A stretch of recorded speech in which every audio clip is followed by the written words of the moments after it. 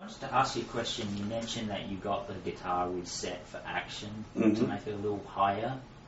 Yeah, well, this action is beautiful to play. It really is. The maiden actions are just the best. And what I did is last year, I had new saddle, new nut, and new frets.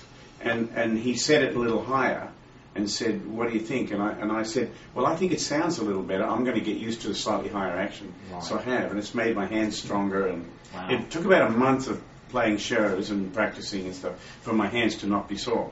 Because of pushing down right on the centre a little harder. Oh, right, okay. Is these medium or light gauge? What do you use? These are 12 to 54.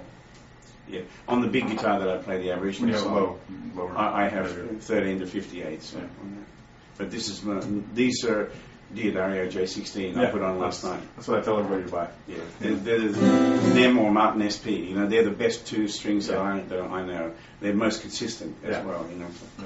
You had a question about the capo as well.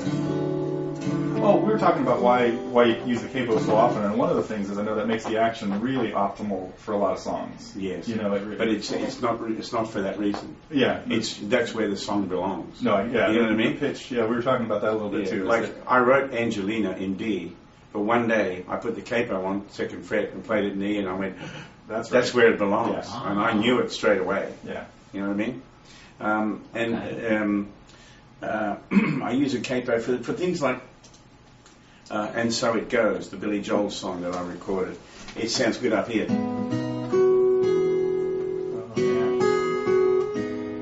Right? To hear. It sounds like where his voice is. But you could do it here. Sure. It sounds like need Johnny Cash to sing it now. But it sounds like a Gregorian chant down there. Yeah, it's really dark. It really does. Yeah. Bring it back up here and it sounds like a love song, you know? Yeah. Yeah. And my guitar up there really sings. Yeah. Many years ago, I was one of the songs I wrote. I don't know, God, in 1985, I think. I had this mood and feeling in my head, and I could say, "Oh my God, that song has to." I got a capo to the third fret and start on D minor. It's like where it's going, you know. Mm-hmm. And it's I can't remember what it's called now. A Sweet Child. It's on one of the albums, but it was just like, you know, it's like it was almost like waking up and saying, "Oh, this song is here it comes. I better put the capo. But where's my capo?" You know, didn't even know how it was going yet, but it was, and it came together in a few minutes. You know, it's a funny thing. It's like that in life. Sometimes we get looking at things one way, you know, and I always think about that movie Dead Poets Society, where Robin Williams gets up on his desk. He's a teacher, and he stands up on his desk, and he says to the class, "Why do I stand up here?" And one guy says, "To feel tall." And he said, "Wrong answer." What? And he says, "I stand up here to remind myself to always look at things in a different way, to try and look at things in a different way." And because we get so used to looking things our way, you know, we forget to look at a different angle and see it in a different way. Whereas you might see it from that angle and I see it from this angle. And so it's important for us to look at all angles, you know. And that's why with a song, sometimes you play it the same way over and over, and you know it works and it's all fine. But then one day something will happen and you'll have the courage to change it.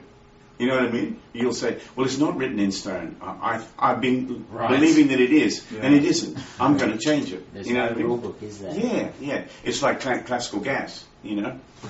I purposely didn't learn the original because everybody else played it exactly like the original, and I didn't want to be like everybody else. I wanted to do my own thing with it. Yeah. So I totally shredded it to pieces and built it back, put it back together in my own way.